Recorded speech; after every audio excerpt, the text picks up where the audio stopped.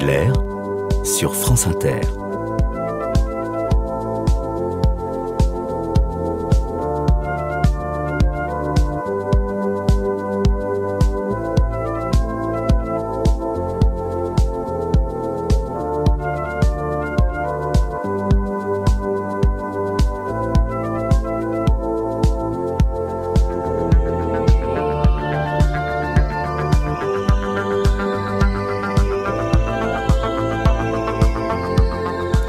Faire de la langue un travail, œuvrer dans la matérialité de ce qui, pour la société, est un moyen de contact et de compréhension, n'est-ce pas se faire d'emblée étranger à la langue? Laure Adler sur France Inter.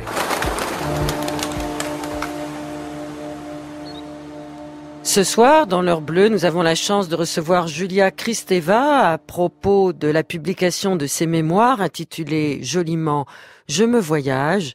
Et pour vous, les auditeurs, mais aussi pour elle, nous avons choisi la revisitation d'un classique de Gréco par Philippe Catherine.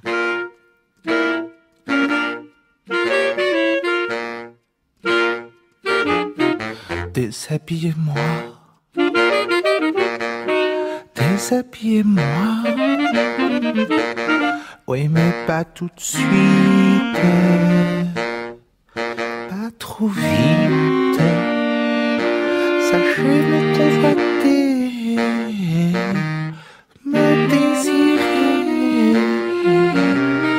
me captiver. Déshabillez-moi, déshabillez-moi. Mais ne soyez pas comme tous les hommes, trop pressés. Et d'abord le regard, tout le temps du prélude, ne doit pas être rude ni hagard.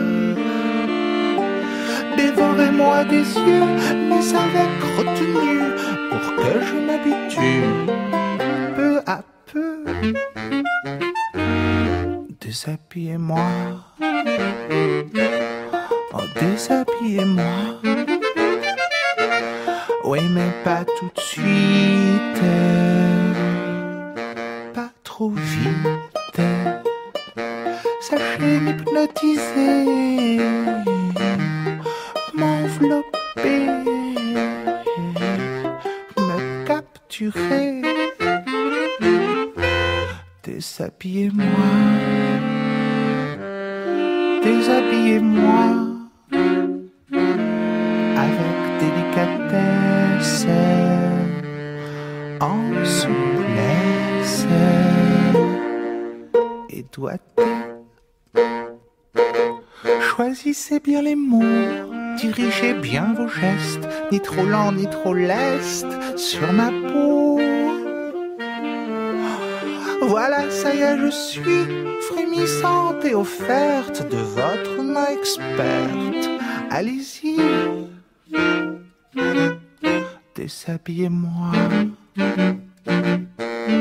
déshabillez-moi. Maintenant tout de suite, allez vite, sachez me posséder, me consommer, me consumer. Déshabillez-moi, déshabillez-moi. Conduisez-vous en homme, soyez l'homme. Agissez. Déshabillez-moi, déshabillez-moi. Et vous, déshabillez-vous. Julia Kristeva, nous avons choisi cette revisitation de Gréco par Philippe Catherine parce que vos mémoires sont peut-être une manière de vous déshabiller, en tout cas intellectuellement. Je rappelle que vous êtes beaucoup de Kristeva à la fois, si j'ose dire. Vous êtes spécialiste du langage. Je disais tout à l'heure un court extrait d'un de vos livres sur le langage. C'est d'ailleurs de cette manière-là que vous êtes arrivé en France, parce que vous êtes originaire de Bulgarie, et c'est pour pouvoir étudier la langue française et le langage en soi. Vous êtes aussi essayiste, vous êtes psychanalyste, vous êtes romancière. Vous avez publié une bonne centaine de livres dans différents registres. Vous êtes aussi une amoureuse de Proust, une amoureuse de Jacques Lacan et de bien d'autres choses. Et d'abord, qui est Kristeva? Est-ce que ça devient un logo Kristeva? Parce que vos œuvres sont traduites dans le monde entier. Vous êtes visiting professor là aussi dans le monde entier. Finalement, c'est vraiment une personne, Kristeva? C'est Julia ou c'est Kristeva? C'est un portrait de Picasso avec plusieurs facettes et toujours en mouvement, d'où ce titre qui fait un clin d'œil à la langue française, parce que ça ne se dit pas « je me voyage ». Mais ça veut dire aussi que quelque intégré que je sois dans la culture française, dans la langue française, comme vous venez de le dire, peut-être, je m'entends, j'entends mon accent et je vais préserver cette étrangeté. C'est une drôle d'histoire. Vous avez parlé de Proust. Il dit quelque part que en France, la fameuse phrase de Hamlet, être ou ne pas être, est devenue en être ou ne pas en être. Et Hannah Arendt a beaucoup ri là-dessus et critiqué aussi l'enfermement dans les communautés, qu'elles soient nationales, de Madame de Verdurin ou même sexuelles. Eh bien, je pense que l'étrangeté est à la fois une épreuve, mais aussi une chance, parce que ça peut permettre de se voyager, c'est-à-dire de traverser les frontières des pays, des disciplines, comme vous l'avez dit dans mon histoire personnelle, mais aussi les frontières de soi-même et en soi-même. Et je pense que c'est quelque chose qui nous manque, parce que on peut imaginer que dans ce monde globalisé, tout le monde se voyage. Et je suis pas de cet avis. La transhumance humaine est en route, ça circule, ça se déplace, ça se délocalise, ça traîne parfois, certains se croient en marche aussi, mais on ne se voyage pas au sens que je viens de dire, c'est-à-dire de se mettre en question soi-même. C'est plus difficile. Ça demande une expérience intérieure, un risque, et c'est à cela que je voulais inviter mon lecteur quand on m'a demandé, c'est mon éditeur que vous connaissez, et on n'en fait plus de comme ça, il est décédé récemment, Claude Durand m'a proposé de faire ses mémoires sous forme d'entretien. C'était déjà un dialogue, une sortie de soi, une écoute des questions de l'autre, et ce n'est pas n'importe quel autre. On a choisi un jeune psychologue, Samuel Doc, qui est déjà psychologue, qui travaille beaucoup dans les hôpitaux avec de jeunes enfants en difficulté et qui est romancier aussi, et qui a écrit sur le heurt des générations. Et là, on se trouvait aussi entre deux générations. Moi, à mon âge, avec mon expérience d'origine bulgare, nationalité française, citoyenne européenne, adoptée aux États-Unis, et lui, ce jeune homme d'une trentaine d'années qui se pose des questions sur le heurt des générations ou la possibilité de vivre ensemble. Et donc, le parcours qu'on a fait et le parcours qu'il a choisi, ça dépend donc beaucoup, cette biographie, de celui qui l'a lancé. Mais vous venez d'évoquer Picasso, Julia Kristeva, mais les portraits des femmes de Picasso, y compris des femmes qu'a aimé Picasso, sont des portraits complètement désarticulés, qui n'ont rien à voir avec le réalisme, où la tête peut être très grande ou très petite, et où les parties de la tête et du corps ne s'assemblent pas. Est-ce que vous vous assemblez? Est-ce que vous réussissez à recoller les morceaux de vous-même et de vos multiples identités? Picasso déshabille la vie intérieure des femmes. Il déshabille à sa façon. Et j'écoutais tout à l'heure ce que vous nous avez fait entendre, Gréco. Moi, je me laisse déshabiller, bien sûr, heureusement. J'espère. Mais ce que je fais là dans le livre, ce n'est pas un déshabillage par quelqu'un. J'essaye de montrer comment, dans la vie qui m'a été donnée d'habiter, avec l'exil, avec l'atterrissage dans la culture française, l'accompagnement du structuralisme, du post-structuralisme, la psychanalyse, puis le roman, etc., le mariage, la maternité, j'essaye de construire pas volontairement, mais ça s'est fait comme ça, par la force des choses, une identité en mouvement. Ça dépend en effet du regard qu'on porte sur les tableaux de Picasso, sur les portraits.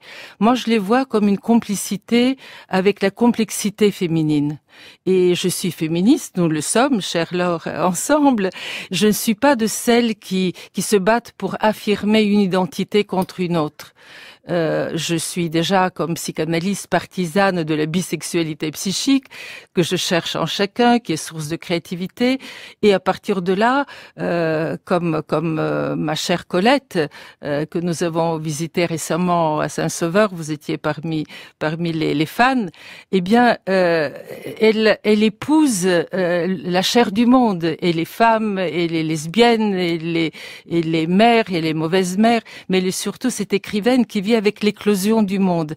Et c'est cette pluralité que j'essayais, moi, de cultiver. Mais je le sens pas du tout comme un déséquilibre qui doit être après consolidé dans une identité, etc. Toute identité est plurielle, et c'est ça que Je me voyage met à nu, je pense. Alors, je pense que peut-être vous ne vous êtes pas rendu compte vous-même à l'intérieur de ces mémoires, mais il y a beaucoup de choses qui n'ont jamais été dites par vous sur votre propre vie, qu'elles soient intellectuelles ou qu'elles soient personnelles, presque intimes. Et surtout, un des traits de ce portrait diffracté que nous, lecteurs, nous pouvons déguster, parce que c'est vraiment un plaisir que de parcourir votre histoire, Julia Kristeva, c'est l'enfance qui reste à l'intérieur de vous aujourd'hui, cette part d'enfance. Alors, pour évoquer cette part d'enfance, je vous propose d'écouter Marguerite Duras. Marguerite Duras qui va évoquer son travail sur et avec les enfants. C'est une archive INA du 2 avril 1967. J'ai d'abord interrogé les gosses à l'école. Dans l'école. Ça n'a rien donné. Mais les gosses étaient encore sous l'hypothèque, si on peut dire, de la scolarité. Ils avaient peur de dire des bêtises, de se tromper. Ils le disaient, « Oh, je me suis trompé. Oh, j'ai dit une bêtise. » Alors je les ai pris chez moi, 1 fois, 2 fois, 3 fois. Il faut beaucoup de patience. Et j'ai vu arriver le moment, enfin, c'était très net, de rassurement total. Ils m'avaient oublié complètement. Je lançais une question, la question arrivait sur eux, et ils ne savaient pas d'où elle venait, ils en discutaient entre eux. Il faut s'effacer. L'enfance c'est un âge à part, qui n'est pas l'âge qui précède l'âge adulte. C'est un âge à part, une sorte de préhistoire, fermée, sans communication avec l'autre âge. Alors Marguerite Duras a passé sa vie d'écrivain à évoquer sa mère, dans différents registres, que ça soit des romans, que ça soit des pièces de théâtre. Elle a aussi beaucoup parlé d'elle et de l'éclosion de son adolescence, notamment dans Un barrage contre le Pacifique. Et vous, Julia Kristeva, vous parlez beaucoup dans ce livre, et très peu, ni dans vos romans, ni dans vos essais, de cette enfance qui pourtant a été une enfance à la fois extraordinaire et en même temps, sur le plan historique, une enfance très chaotique, puisque vous êtes né 2 jours après l'éclosion de la Seconde Guerre mondiale. 2 jours. Oui, c'est vrai que je n'ai pas trop insisté dans mes textes théoriques, mais quand même dans les romans, je parle de cette enfance et notamment dans la relation entre ma mère et moi. Dans Meurtre à Byzance, c'était ça, le décès de ma mère est le moment le plus bouleversant. Je m'y attendais pas. Je suis une fille du père en principe, comme la plupart des femmes qui se battent dans la vie. Mais vous allez nous expliquer pourquoi. Mais parce que les pères dans les familles classiques, comme c'était chez moi après la Deuxième Guerre mondiale, était celui qui était dans la société. Maman, qui avait fait des études de biologie, était restée à la maison pour s'occuper des enfants. Donc il y avait toujours ce côté classique du paternel et du maternel, du masculin et du féminin. Mais en même temps, maman ayant fait des études de biologie et étant darwinienne, ne partageait pas la théologie théologie, la religiosité de mon père qui avait fait théologie avant de faire ses études en médecine. Et elle était ravie quand ma sœur et moi, et surtout moi, on attaquait mon père parce qu'on le trouvait dinosaure, fossile, naphtaline avec sa croyance, etc. Donc c'était la guerre et moi je montais au créneau comme un vrai garçon. Mais en même temps, c'est cette finesse de ma mère, son endurance, sa douceur et aussi sa capacité de nous encourager. Elle disait, je ne veux pas vous couver, je vais vous donner des ailes. Et c'est une mère qui ne savait pas que le féminisme existe, évidemment. Et surtout, vous venez de le dire, je suis née 2 jours après la déclaration de la Deuxième Guerre mondiale. Le jour de mon anniversaire, on chantait un chant qui parlait de la guerre déclarée par l'Allemagne et la Russie. Donc, je disais, mais où est-ce que je suis là? C'est pas mon anniversaire. On est dans la guerre en permanence. Donc, c'était quelque chose d'assez dramatique, cette enfance. Et malgré tout, et toutes les hauts et bas du communisme, les différentes crises sociales qu'on a pu traverser, cette ambiance familiale nous a m'a consolidé comme quelqu'un qui a le droit d'être libre et de se développer au mieux possible. Donc c'est ça que je garde de mon enfance. Duras disait tout à l'heure que c'est quelque chose à part, intouchable et indicible quasiment. C'est vrai que ça conduit chacun à trouver des langues nouvelles, d'écrire des romans par exemple ou de la poésie, mais pour moi ce n'est pas du tout intraduisible. Parce que, et je m'arrête peut-être là-dessus, la Bulgarie est le seul pays au monde qui fête une fête de la culture où le 24 mai, jour anniversaire de 5 Cyril et Méthode qui ont inventé l'alphabet slave, nous les enfants, mais aussi les métiers de la culture, on manifeste chacun incarnant une lettre. Donc une fois par an, j'étais une lettre. Et donc il y a une inscription de la capacité de faire langue dès l'enfance. Donc c'est traduisible, c'est dissible, c'est scriptible. Voilà le message que j'ai reçu.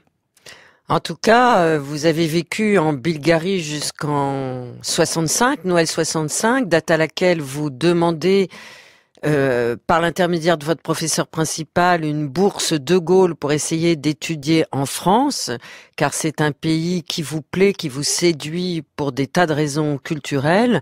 Mais avant, vous venez de le dire, Julia Kristeva, vous avez été éduquée entre un père très croyant et une mère très intellectuelle. Ils aimaient beaucoup tous les deux la musique et d'ailleurs votre sœur est une grande musicienne. Je ne pense pas que chez vous, évidemment, on ne pouvait pas encore écouter ça, mais pour vous, évidemment, on a exhumé nos souvenirs et ça nous fait très plaisir d'écouter cette chanson.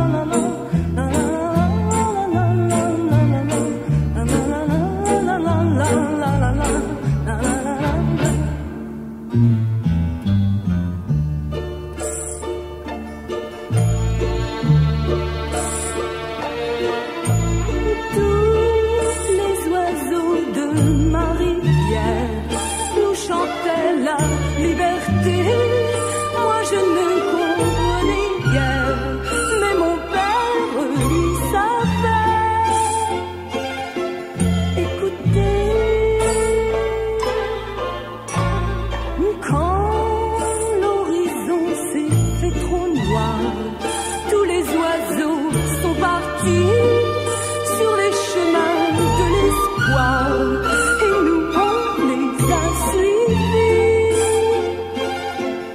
à Paris.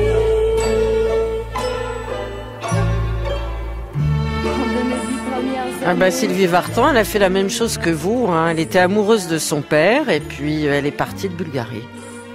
Mais écoutez, moi, Pas pour faire des études, mais pour chanter. Non, mais je connaissais pas du tout Sylvie Vartan et je sais que pour la plupart des Français, la Bulgarie c'est les yaourts et Sylvie Vartan.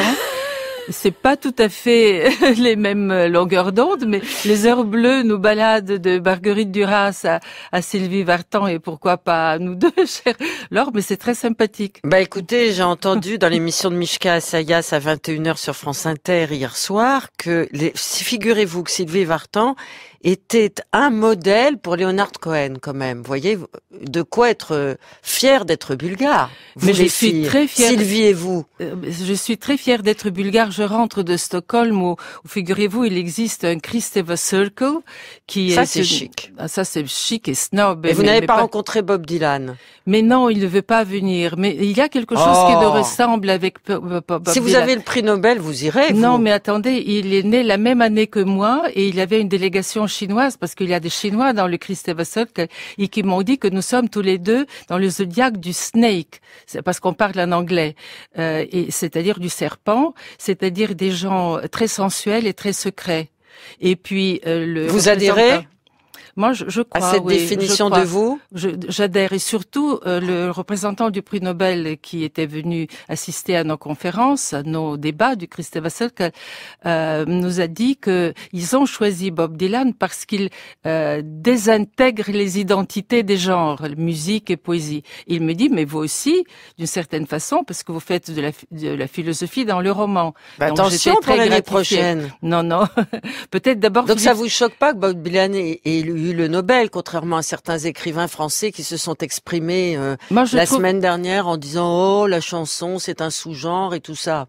Non, moi je pense que quelqu'un qui doit être très, très, très surpris, ce serait peut-être Philippe Roth. Mais peut-être... Mais il a arrêté d'écrire. Ah ben, bon, mais il a beaucoup écrit. Et en tout cas, pour ce qui est de mélange de genres, mais philosophie, poésie et littérature, roman, c'est peut-être Solers avant moi. Ah ben ça, c'est toujours les femmes. Hein. Les femmes pensent toujours que les hommes, y compris leurs amoureux, sont toujours devant eux, avant eux. Mais dans la littérature, oui. Parce que vous savez, pour la langue française, pour moi, est une seconde langue. J'ai bien essayé de l'apprendre dès mon enfance, parce que, contrairement à ce que vous disiez, je ne suis pas venue en France pour apprendre le français, mais pour faire une thèse sur le nouveau roman. Parce que je l'avais appris plutôt à peu près comme maintenant, je le parle avec mon accent, mais avec une certaine phrase grammaticale bien acquise, dans l'œuvre de Colette, figurez-vous, et de Victor Hugo, que j'apprenais chez les dominicaines, qui avaient une école maternelle pour les filles. Mais ces femmes ont été accusées d'espionnage et dans les débuts des années 50, elles ont été chassées. Je continuais à l'Alliance française. Donc, mon français reste quand même une langue seconde et je n'aurai jamais cette sensibilité collettienne ou proustienne. Vous rêvez dans quelle langue? Je rêve maintenant en français. Mais ceci grâce à une analyse dont je parle aussi dans ce livre, car après avoir été assez intégrée dans le groupe de la théorie française, le structuralisme avec Roland Barthes, qui était un grand ami, et tous ces gens dont que vous avez mentionné tout à l'heure, je me suis rendu compte que la langue qu'on pratiquait dans ces essais était une sorte de peau de la langue, de surface de la langue. Et pour essayer d'entrer dans la chair du langage, tel que je l'avais senti chez Colette, rose, noir, confiture, d'odeur. Ça, il faut être enfant dans cette langue pour la parler comme ça. Mais il me fallait faire une psychanalyse et c'est seulement la théorie freudienne du langage qui peut me donner un accès à faire sens avec le corps. Ce n'est pas par l'amour que vous avez fait corps définitivement avec la langue française, Julia Kristeva? L'amour y ajoute beaucoup, mais on peut rester amoureux d'un étranger et ne pas parler sa langue. On a fait d'ailleurs un livre avec Solaire juste avant ses mémoires qui s'appelle Du mariage comme un des beaux-arts, où on insiste sur le fait que nous sommes deux étrangers en fait qui se côtoient dans la langue. Mais c'est vrai aussi que dans mon histoire personnelle, ça m'a rendu proche des registres infantiles du langage. Un couple tient si les deux arrivent à être bébés et enfants dans le lien, je pense, oui. C'est vous le bébé, Julia Kristeva? Les deux. Si on n'arrive pas à retrouver cet infantile dont parlait Duras tout à l'heure dans un couple, je l'entends chez mes analysants, ils n'arrivent plus à se parler. Ils parlent de la politique, ils parlent de la crise du chômage, ils parlent des élections ou de leur chômage, enfin toutes sortes de difficultés, les enfants, etc. Mais on reste à la surface du fort intérieur, de l'expérience intérieure. Donc, faut parler bébé pour enlever la peau de la langue. Pas l'enlever, mais si on l'enlève, on est écorché. Mais pouvoir la traverser et lui trouver, pour lui permettre d'éclore. On arrive à Colette, l'éclosion. Vous savez que Colette disait la mort est une banale défaite. Le grand événement de la vie, c'est l'éclosion. Et puis elle avait cette phrase que j'aimerais faire graver sur ma tombe. Renaître, ça n'a jamais été au-dessus de mes forces. C'est un peu prétentieux, Colette le dit, mais me voyager veut dire ça aussi. Comment, à travers les disciplines, la psychanalyse, la vie politique dans laquelle j'essaye aussi de participer avec divers engagements, dans cette espèce de pluralité de facettes, eh bien, ce sont des renaissances qui se produisent. On change de personnalité, on change de goût, on change d'existence. Et c'est cette renaissance qui est possible que je voudrais transmettre avec ce livre. Vous avez choisi Julia Kristeva comme musique, une sublime musicienne. Je vais pas dire son nom parce que tout le monde la connaît. Il est 20h33, vous écoutez L'Heure Bleue, vous êtes sur France Inter et nous avons la chance de l'écouter grâce à Julia Kristeva.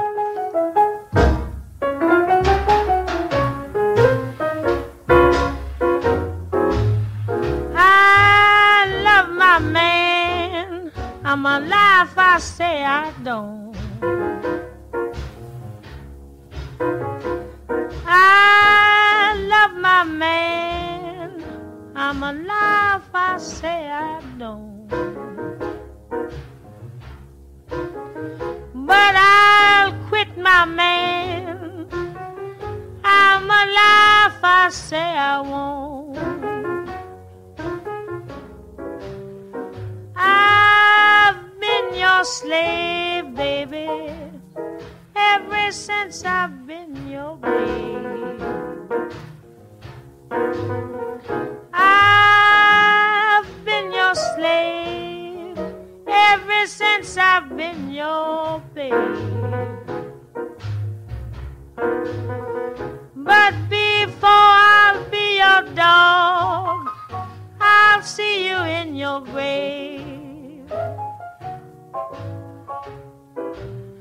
My man wouldn't give me no breakfast, wouldn't give me no dinner, squawked about my supper, then he put me outdoors. Had the nerve to lay a matchbox on my clothes. I didn't have so many, but I had a long, long ways to go. I ain't good looking, and my hair ain't curls. I ain't good looking, and my hair ain't curls.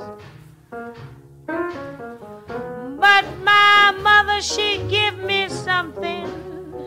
It's going to carry me through this world. Some men like me 'cause I'm happy. Some 'cause I'm snappy. Some call me honey, others think I've got money. Some say, Billy, baby, you're built for speed. Now if you put that all together, makes me everything a good man needs.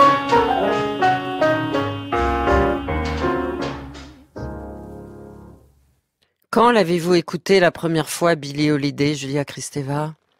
Oh là, je pourrais pas dire exactement la date, mais je pense que c'était à l'île de Ré. Et j'ai ce disque et de temps en temps je l'écoute avec d'autres ensemble. J'ai mis une des phrases qu'elle dit dans cette chanson en exergue du livre Je me voyage. Some men like me 'cause I'm happy. Et c'est ironique parce que tout ce qu'elle dit par ailleurs, elle n'est pas si happy que ça, ou elle est happy entre autres, et en plus, some men like me 'cause I'm snappy. C'est-à-dire je suis brusque, perçante. Et j'aime bien cette dualité qu'on entend dans sa voix, à la fois très cristalline et très veloutée. Happy and snappy, j'aimerais bien... Ben, vous êtes aussi happy and snappy. J'espère, un peu, pas tout à fait, différemment, mais bon. En tout cas, quand vous êtes arrivé en France, donc en 1965, pour faire des études plutôt de sémiotique, et vous étiez une étudiante très brillante, très vite, je crois qu'il y a eu des moments qui ont été difficiles. Ça n'a pas duré très longtemps, mais vous étiez quand même, une étrangère arrivant à Paris, parlant certes très bien le français, mais connaissant personne. Et puis, il y a eu la rencontre avec Solers. Et de cela aussi, dans Je me voyage, vous parlez beaucoup. Et vous dites, avec Solers, ça a été tout de suite une intelligence de peau, de voix intellectuelle, tout en même temps. Et tout au même moment, et tout en même temps, et tout de manière fulgurante. Oui. Pourtant, il était pris. Et déjà amoureux d'une autre. Oui. Oui. Ça vous a pas embêté? Ben non, écoutez, je suis arrivée en France à la veille de Noël 65 avec une bourse pour les jeunes bulgares qui parlent français et qu'on donnait aux vieux bulgares qui parlaient pas le français. Et donc personne ne partait. Mais mon directeur d'études m'a demandé de me présenter à l'ambassade et de dire ce que je faisais. C'était une thèse sur le nouveau roman. Et la personne qui m'a entendu a dit, mais formidable, très bien, vous pouvez partir. Mon père n'a trouvé que $5. Et je suis partie à la veille de Noël avec mes $5 en attendant la bourse à la fin du mois de janvier.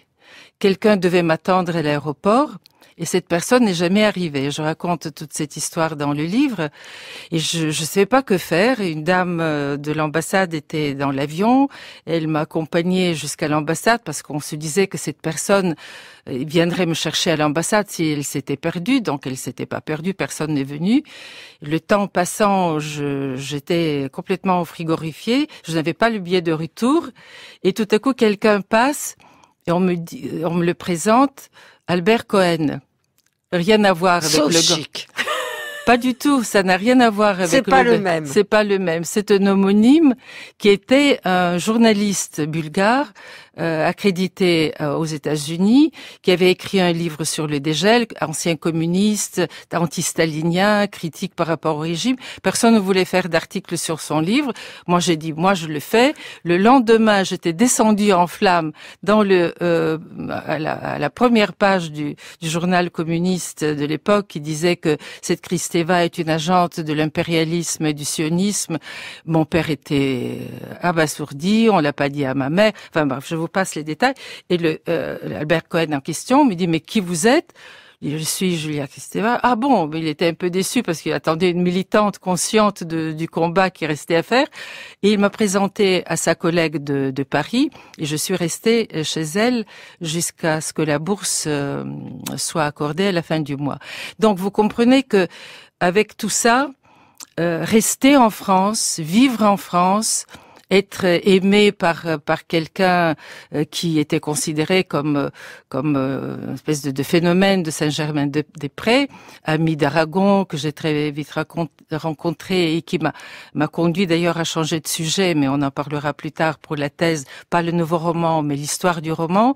Enfin, dans tout ça, quelles que soient les épreuves de la vie parisienne, les difficultés d'être étrangère, c'est mieux que de rentrer chez les staliniens. Donc c'était un choix très conscient, mais sans trop d'efforts, parce que en même temps, de la part de Philippe, j'ai toujours rencontré une adhésion totale, une compréhension qui n'est pas qu'intellectuelle, parce que c'est là-dessus que l'image opère. Ce sont deux intellos. Il y avait un article dans Libé, tête à tête. Kristeva et Solers, tête à tête. On est tête à tête, mais c'est surtout corps à corps, et c'est parce que c'est corps à corps que ça peut être tête à tête. Donc c'est tout ça qui passe dans le livre dont nous parlons. Corps à cœur, cœur à corps, avec de l'accord, A2C-O-R-D, et aussi un fils. Un fils qui s'appelle David, dont vous parlez dans ce livre, dont vous parlez merveilleusement bien. Un fils, il a quel âge maintenant, David? Il a 40 ans. Ah, c'est un garçon qui a eu des difficultés psychomotrices qu'on a vues dès la naissance. Il a fait une scolarité atypique. Nous avons rencontré plusieurs formes de handicap. Et donc je me suis engagée dans ce combat qui a été porté par le président Chirac et qui a une vitalité extraordinaire. Il lui arrive d'avoir des difficultés neurologiques. On se retrouve à l'hôpital avec des comas qu'il traverse avec une énergie extraordinaire. Il est amoureux, il fait du clavecin maintenant, il fait de la poésie. C'est un grand leçon d'énergie vitale pour moi. Et parfois je lui dis, j'oublie que je suis psy, je lui dis, mais David, tu rêves avec tous ces engagements, tous ces désirs de faire des choses difficiles. Et il me dit, maman, je rêve, donc je suis. Voilà, ça c'est ce qu'on lui a transmis. Je rêve, donc je suis.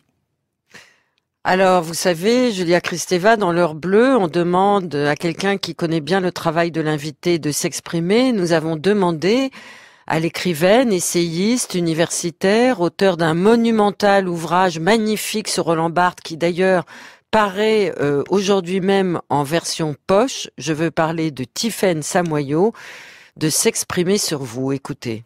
Quand j'étais étudiante, j'ai suivi son cours sur Proust en auditrice libre lorsqu'elle enseignait sur Proust à Jussieu. Et donc c'était une époque où j'étais dans l'enseignement un peu poussiéreux de la littérature tel qu'il était dispensé dans les classes préparatoires et puis à Normal Sup. Et donc ça a été une vraie commotion pour moi que ce séminaire qui après a donné le livre Proust, Le temps sensible. Parce que j'avais l'impression que la vie s'ouvrait en réalité avec ce séminaire, que tout... Enfin, il faut dire que je commençais aussi une psychanalyse à l'époque et donc elle lisait Proust avec l'analyse, avec les concepts freudiens. Et tout d'un coup, la littérature prenait la dimension d'une expérience, d'une vie, que tout pouvait être réuni dans un même lieu, l'enseignement, la littérature, la vie, l'amour. Il y avait quelque chose de très très puissant. Donc bon, ça a été une expérience. Et puis une autre rencontre comme ça un peu à distance, mais extrêmement importante, a été celle que j'ai faite de Kristeva beaucoup plus tard à travers Barthes, puisque je l'ai relue aussi à travers Barthes. Lorsque j'ai écrit la biographie de Barthes, j'ai eu l'occasion de m'entretenir avec elle. Là encore, sa présence que j'ai essayé de reconstituer, à la fois avec ce qu'elle me racontait, avec ce que je lisais, mais aussi avec ce que j'imaginais moi, a été très bouleversante. Et la place qu'elle occupait, qu'elle occupe toujours, mais qu'elle occupe pour moi dans cette histoire, est très bouleversante. Et le texte aussi que Barthes a écrit sur elle, sous le nom de l'étrangère, qui est l'étrangère, c'est évidemment pas la stigmatisation de l'autre en tant qu'étranger, c'est, selon Barthes, celle qui non seulement change de place tout le temps, mais vous oblige à changer de place, vous contraint à changer de place, vous fait bouger constamment. Et c'est un portrait très juste et qui dit quelque chose de la place où moi, ou de l'absence de place où moi j'aimerais aussi me tenir. Donc oui, Kristeva, évidemment, a pour moi quelque chose d'un modèle. Hein, je l'admire. Je pense que quand on essaye d'être dans une place intellectuelle, elle est vraiment un modèle. Et en même temps, c'est quelqu'un qui n'impose pas sa figure comme modèle, précisément parce qu'il y a ce déplacement permanent, une forme d'inquiétude, mais d'inquiétude solaire, joyeuse, engagée. Par exemple, le titre qu'elle a donné à ses entretiens autobiographiques, Je me voyage, je trouve ça absolument merveilleux. C'est une expression très forte. C'est le voyage, le déplacement, mais avec le pronom réfléchi. Il y a quelque chose d'un peu divagant aussi, d'un peu fou. Ça m'attache beaucoup. Vous êtes un peu folle, Julia Kristeva?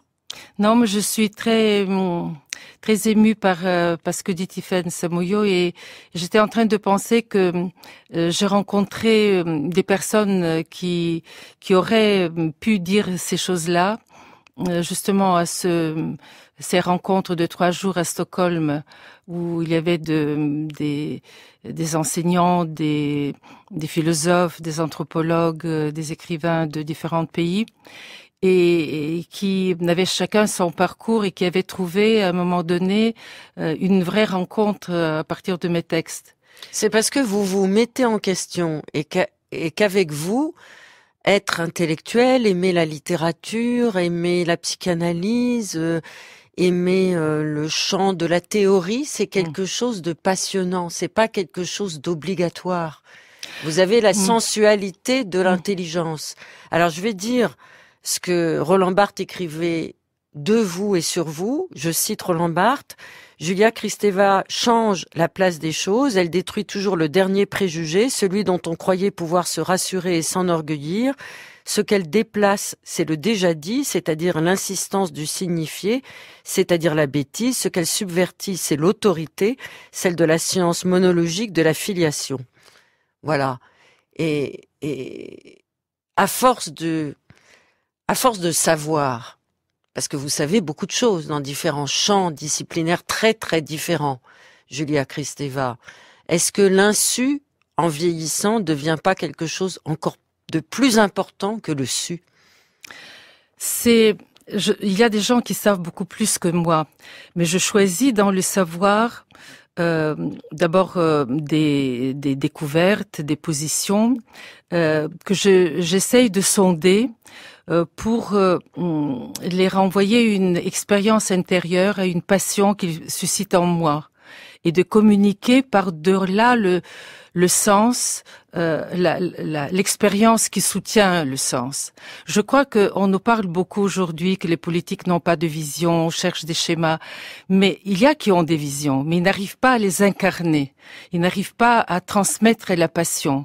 Et ceux qui ont parfois des passions, je parle de personnes, mais on voit dans les débats présidentiels, ils deviennent pathétiques, ça devient excessif et hystérique.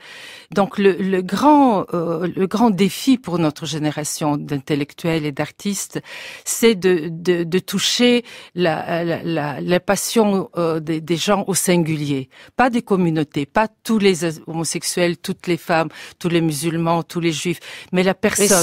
Et ce, quelles que soient les études qu'on ait faites. Quelles que soient les Grecs, les stoïciens grecs avaient un mot qui disait quelque chose que je crois finalement j'arrive à faire plus ou moins pas assez. Le toucher intérieur. Avec le sens, toucher l'intérieur de ceux qui lisent et de ceux qui trouvent votre sens. Il y a un modèle, c'est pas le modèle qui compte, c'est qu'est-ce que votre intérieur répond à ce modèle. Et le rôle de l'essai, le rôle du roman, le rôle de la mère, le rôle de l'éducateur, c'est de passer de cette transmission de sens au toucher intérieur. Et ça a donné des idées comme la convivialité, comme la concorde, etc. La résilience. Voilà. Mais c'est cette passion personnelle. Je l'ai entendu dans ce que nous disait Tiffaine Samoyo. On apprend quelque chose de Proust, on donne des théories, mais ça reste pas au niveau des théories. Ça vous touche. Je me voyage, c'est pour aller jusqu'au toucher intérieur. Quand on y arrive, c'est un grand défi, mais voilà, ça reste un horizon. Dans vos publications, Julia Kristeva, il y a beaucoup de publications qui rendent hommage à l'histoire de la pensée des femmes. Et vous avez fait une trilogie sur le génie féminin. Déjà, c'était génial d'appeler ça le génie féminin. Il y a donc eu Hannah Arendt, il y a eu Mélanie Klein, et puis il y a eu aussi celle dont vous parlez depuis le début de cette émission. Écoutez sa voix, elle va parler de son rapport avec les jeunes filles. C'était le 28 novembre 1948. Mes jeunes filles, comme je dis, je ne les attire pas, je ne les chasse pas tout à fait. Elles doivent trouver que je manque de conversation, parce qu'avec elles j'en manque en effet, et qu'il ne me reste du plus épuisant de tous les plaisirs qu'un prurite d'interrogations. Tête à tête avec celles qui sont déjà pourvues d'une profession, je finis toujours par tirer d'elles ce que j'aime le mieux, c'est-à-dire un peu du roman de leur métier. D'autant qu'elles passent aux aveux sans avoir l'air de se douter à quel point elles sont émouvantes. Leur pathétique, elles l'enferment dans ce que notre langage contient de plus banal, dans des explétifs, dans des chiffres affreusement précis et froidement énoncés. Cependant, qu'entre elles et moi s'étend et s'aggrave un espace que la familiarité s'aventurerait en vain à combler, ni d'ailleurs une bienveillance à laquelle elle ne croit guère, ma bienveillance. Oui, je suis très touchée, encore, je parle du toucher par cette voix de Colette qui est très spéciale. Et voilà, je suis arrivée à cette idée de génie parce que mes étudiantes me disaient, mais vous parlez de Proust, vous parlez de Céline, mais vous avez parlé de Colette, de Duras, pardon, mais vous n'avez pas parlé du féministe. Enfin, il faut faire un livre sur le féminisme. Et moi, j'ai pas voulu faire du féminisme. Je sais que vous aussi, vous êtes féministe et vous vous intéressez et vous avez beaucoup écrit aussi sur Hannah Arendt et d'autres, mais je voulais pas faire une somme et ériger le féminisme en comportement global. Ce qui m'a paru intéressant, c'est comment le féminisme, contrairement à d'autres mouvements libertaires, tous les prolétaires, tous les gays, tous les bourgeois ou tous les tiers-mondes, est une conception de la vie qui mise sur le singulier, sur le rapport de chaque femme, sur la créativité de chaque femme, pour éveiller la créativité de chaque femme. Et cet appel à la singularité créative de chaque femme, je l'ai appelé le génie féminin, pour que, en lisant l'histoire de Hannah Arendt, de Mélanie Klein ou de Colette, les femmes retrouvent leur propre génie personnel. Et à propos de Colette, chacun connaît sa bisexualité, ses excès, ses presque compromissions avec le régime de Vichy, et néanmoins, c'est cette voix, cette écriture qui reste unique. Et je reprends cette phrase d'Aragon qui disait au moment de sa mort, avec sa mort, une aile va manquer au murmure français. C'est magnifique. Le murmure français a besoin de ces ailes de femme. Et Colette, c'est magnifique que sa maison ait été réhabilitée. Nous avons été ensemble pour fêter ça. Il faut que tout le monde y aille et qu'on lise ces livres, sans quoi une aile va manquer au murmure français. Mais c'est vous, la jeune fille, Julia Kristeva, vous avez quel âge? Ben oui, on a deviné. Vous avez deviné. Je me voyage à travers les âges, donc bébé, jeune fille. Et la vieillesse, ça vous fait pas peur? Ça se termine là-dessus. Samuel me dit, mais est-ce que vous avez peur de la mort? Je crois que je n'ai pas peur de la mort, mais évidemment j'ai peur de l'impotence, de la douleur, de fin de vie.